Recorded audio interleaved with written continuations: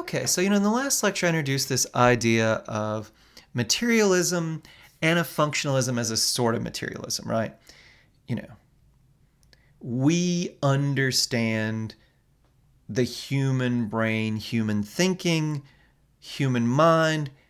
The functionalist will say, in the same way we understand a machine. The machine that they usually pick is a computer, right? The human mind, they will say, is just a weird, maybe complicated sort of computer. Now, one particular idea that I think is really important to functionalism, this whole computational approach to the human mind, is the so-called Turing Test. Turing Test takes its name from Turing, this British mathematician, philosopher who came up with it. And I think this gets at a lot of the way that the functionalist thinks about the human mind, and how we should approach it. So the Turing Test, the basic idea here, the fundamental thought, is that thinking is just the ability to do certain things, right? You can kind of see this in the name functionalism, right? Thinking is just certain functions, it's just certain things we can do, it's abilities we have. Well, can a machine think? How do we understand thinking? Well, if it can do the same stuff that we do, since thinking is just something we do, it's an ability we have, if a machine can do that, then it thinks just as much as we do, right? Turing's test, this is applied in a lot of other different ways, but his actual test was this, right?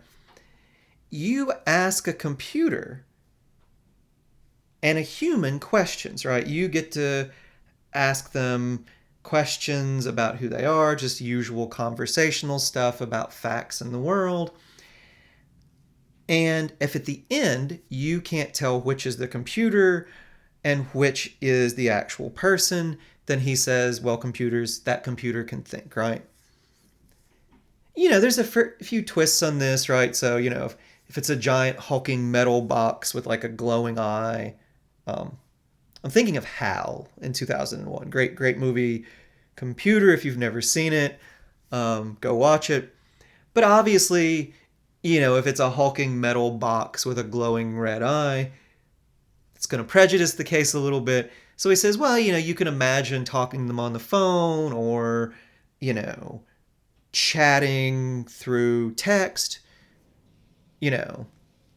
But if they can give the same answers as a human being, then they think just as much as we do.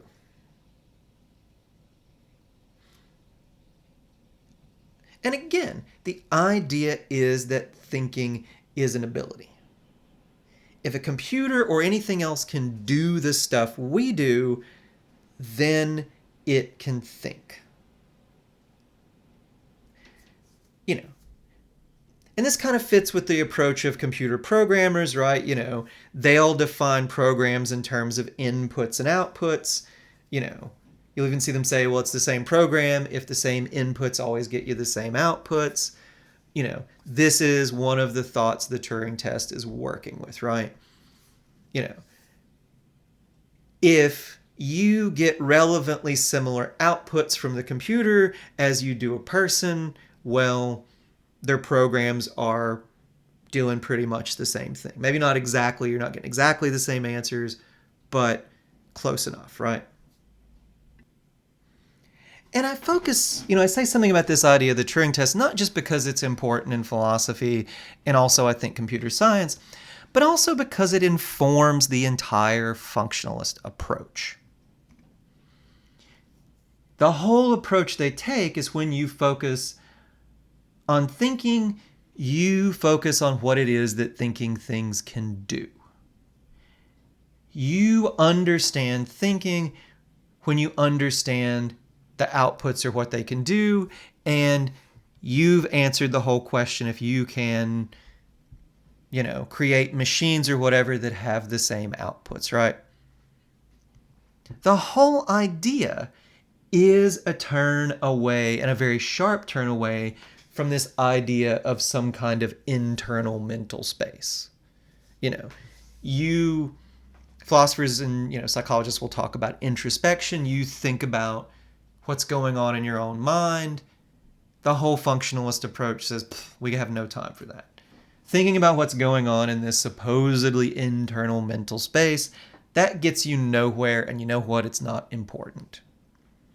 What's important is what thinking things do, not some kind of supposed internal mental space. Just put that off the table. Don't even think about it. No need to. Now, when I get to Nagel, I'm going to beat up on functionalism pretty hard. And ultimately, personally, I don't agree with it. I think it misses some very important things, and I think Nagel does a very good job of putting his finger on what it misses. At least part of it, right? But functionalism's not stupid, right? There's an intuitive appeal to this, right?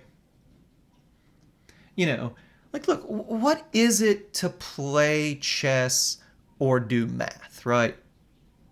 To add. If you want to know whether somebody can play chess or do math, you don't think about some mental process going on in their head you can't see. Put a chessboard down in front of them. Can they explain to you how the pieces move? Can they move them in the right way, right? Can they do math? How well can they do math? Not some kind of mental process, going on in their head you look at. Give them a worksheet, see how well they do with stuff, right? If they can get the right answers most of the time, or enough of the time, they can do whatever math it is, right? Same with speaking a language. Can someone speak German? Well, you don't look at some inner mental state. You see how well they can answer questions in German and respond in German, right? If you say, sprechen Sie Deutsch, do you speak German, and they give you a blank stare, they might say, well, I have an inner mental state of understanding German. They're right. You say, well, no, you don't, right? If you can't respond to basic phrases, you don't have that. So there's a real intuitive appeal to this approach. And think, can computers add? Can they play chess? Yeah, they can do both. And not just can they do both, they can do it better than we can, right? There's a reason your math teacher will probably, when you have big numbers to add, they'll say, don't do that by hand, pull out your computer, right? Most math teachers I've known will do that, right? There's some old school sticklers who'll try to make people add everything, but everybody realizes, if you're going to add 13,738 to 47 to 193, you're going to do a lot better with a computer than you do if you try to do it in your head. Can they play chess?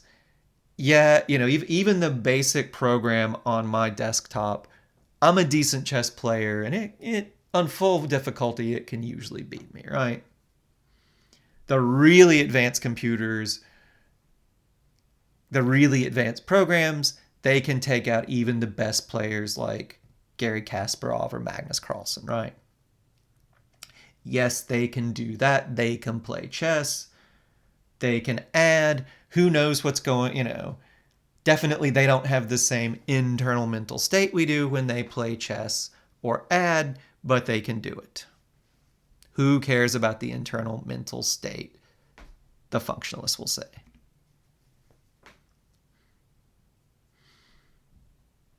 So, the functionalists will say too, if computers can get to the point that they can do all this other supposedly mental stuff that we do, understand language, write poetry, write sensible prose, if a computer can make a painting, if they can do all the mental stuff that we can, well, who's to deny that they can think, right? What is thought but a bunch of different abilities? Well, let me ask you guys this.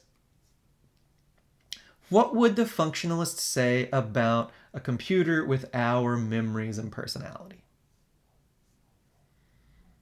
You download your personality and your memories to a computer. What would a functionalist say about that? Does that count as survival? Does that count as you or not?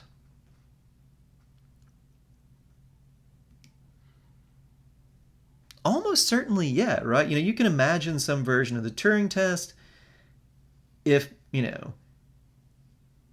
if the robot version of you or whoever could fool people and they didn't even realize you had been downloaded to a robot, that's you, right? It answers, it thinks in the same way you do. It's you, right? Has the same outputs as you do in response to inputs. It's running the same program. The functionalist will just say, in some sense, each of us is just a program or a set of programs, and programs can be run on different sorts of hardware, right? Right now, the only hardware that can run our program is the human brain, but if we get a computer advanced enough to do it, well, that'll be us. In the same way that Word running on a Mac, running on a Windows system, pretty much the same program. Actually, they're a little different, but for the most part.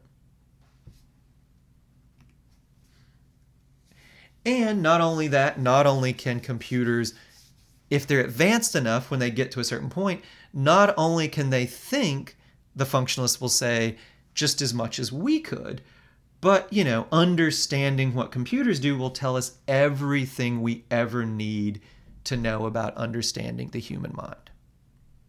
We understand human thought as just a very complex program running on some kind of weird hardware, right? This is the basic approach and thought behind a lot of cognitive science. The brain, the human mind is just a very complex machine, and the machine it's most like is a computer. We understand computers, we'll understand the human mind.